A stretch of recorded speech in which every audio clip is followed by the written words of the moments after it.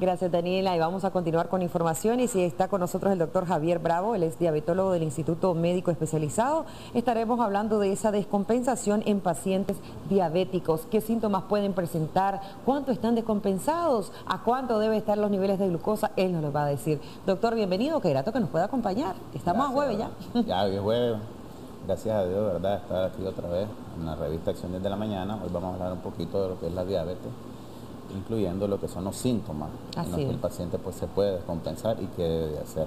Una de las cosas importantes es que hay un 20% de pacientes que no son diagnosticados como diabéticos, andan circulando, tienen factores desencadenantes de la diabetes y ellos pueden tener síntomas como orinadera, como mucha sed, pérdida de peso incontrolable. Ellos inclusive pueden tener algunas alteraciones a nivel de los genitales que pueden ser síntomas de que el paciente está sufriendo de una descompensación del azúcar. Necesariamente en cuanto detengamos un poquito en la pérdida de peso, necesariamente pérdida de peso, porque a veces también hay pacientes que son obesos y también padecen de descompensación. Sí, nosotros decimos pérdida de peso porque el paciente no hace ejercicio, tiene una dieta rigurosa en grasa, en proteína, en carbohidratos normalmente, es decir, come de todo.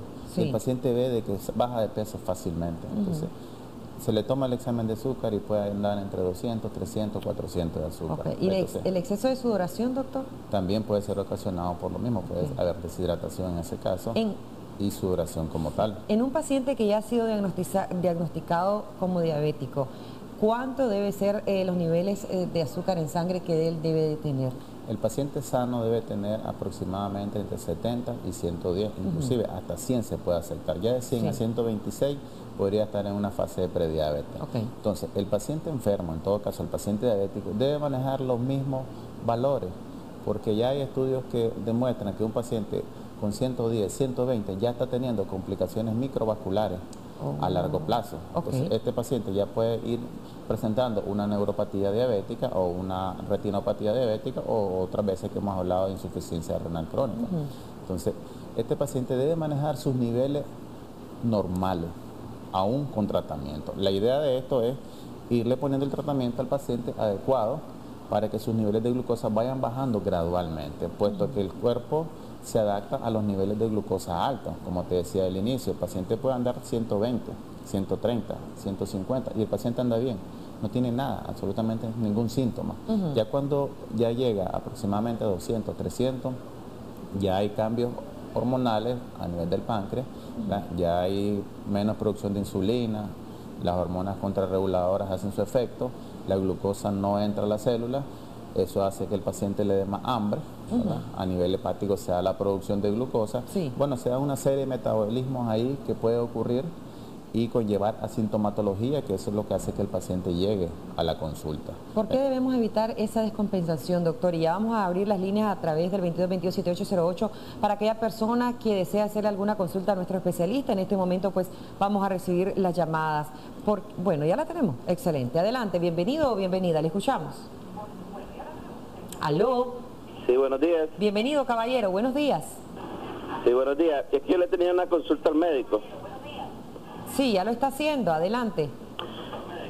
Quería saber si el paciente, que es el paciente de diabetes, es una ley de que tiene que tener orinadera frecuente. O que si alguno de ellos no necesariamente tiene que estar yendo al baño cada rato. Eso es un signo de descompensación. Habría que ver los niveles de glucosa que tiene. Como te decía, los niveles de glucosa un poco bajos no hace que el paciente orine con frecuencia. Obviamente, cualquier paciente que esté ingiriendo suficiente agua va a tener orinadera con frecuencia. Pero si el paciente deja de consumir agua a las 6 de la tarde, probablemente tenga una o dos veces en la madrugada. Habría que se levante 4, 5, 6 veces. Podríamos pensar de que la glucosa en ese momento se está alterando. Entonces no es una ley que el paciente esté orinando a cada momento. Habría que determinar si no tiene algún otro problema a nivel de la vejiga o a nivel de los riñones, pues que esté causando también la orinadera. Excelente. ¿Por qué es tan importante, doctor, prevenir esa descompensación? Es importante porque el paciente no ve las complicaciones. Lo que nosotros vemos, lo que el paciente ve son las úlceras, son aquella insuficiencia venosa, son aquellos daños que él los puede ver, pero los daños que están ocurriendo internamente, que nosotros le llamamos microvasculares, eso no lo ve el paciente, sino que lo va presentando a medida que va pasando la descompensación. Si el azúcar está demasiado alterado, bien descompensado, puede haber complicaciones al nivel neurológico también, A doctor. nivel neurológico, a nivel cardíaco, a nivel del sistema nervioso. Entonces, eso va transcurriendo. Entonces, ya de una vez que el paciente se quiere controlar, ya tiene ya complicaciones mayores. Entonces ahí es donde ya viene el problema. Por eso es importante que el paciente mantenga sus niveles de glucosa bajos. Sí, tenemos otra llamadita. Muy buenos días, adelante, le escuchamos. Muy buenos días, bendiciones doctor, bendiciones. Gracias. Hola Odilín, preciosa. Buenos días, buenos días. Doctor, una consultita. Para un paciente varón, 42 años, que está presentando niveles de glucosa en 125, que el doctor le dijo, tras hacerse el examen, le dijo de que no estaba tan mal su nivel de glucosa, que podía tomar, que podía comer de todo, pero que le dio este tratamiento de pastillas, y le dijo de que no, de que pues que no estaba tan mal, que otras personas llegan hasta con 500, 400, le dijo de niveles de glucosa, pero que no estaba tan mal. Y ella, como estaba mencionando usted, entre los síntomas, mucha orinadera, cansancio, entumecimiento de manos. Entonces, si usted está diciendo de que hay que tomar en cuenta de que no hay que comer de todo, entonces porque un médico le dice a un paciente, no estás tan mal, tómate tus tabletas y puedes comer de todo, solo que un poco menos.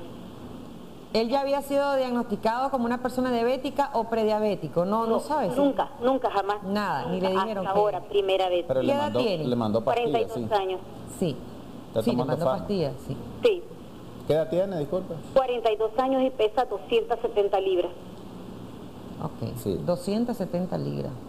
Una vez que se diagnostica la diabetes, el paciente debe entrar a un régimen dietético, ¿verdad? Pero le dijo que él estaba, lo que le llama la atención a nuestra amiga televidente es que tiene 125 y que estaba bien, que puede comer de todo, pero le mandó tratamiento. O sea, ¿por qué dice? Una vez que él se diagnostica, ¿verdad? Y que ya se haya los niveles de glucosa altos, entonces tal vez el médico en ese momento, al ver 200, 300, al llegar a 125, le dijo que estaba normal con respecto al del ingreso. Sí. Obviamente la glucosa tiene que ir bajando gradualmente a través del tiempo, pero lo ideal, como te decía, tiene que estar menos de 100 y orientarle al paciente los cambios de hábitos alimenticios, o sea, cambiarle el estilo de vida para que el paciente logre bajar esos niveles de glucosa. Es decir, pienso yo que por el alto nivel de glucosa anterior con respecto a ese, lo vio normal. Lo que más me llama la atención es que puede comer de todo y realmente una vez que el paciente es diabético no puede comer de todo. Tiene que ser restringido en los alimentos. ¿Qué recomendaciones, sobre todo los exámenes, y cada cuánto ese paciente, ya sea prediabético o ya con diabetes, debe hacerse ese chequeo, ese examen? ¿Cada cuánto? Los niveles de glucosa, dependiendo del diagnóstico, el tiempo que lleva y si está con insulina o si está con medicamentos orales, debe hacerse, si tiene su aparatito, debe hacérselo diario para saber en cuánto amanece y así ver si le podemos modificar el medicamento o la insulina.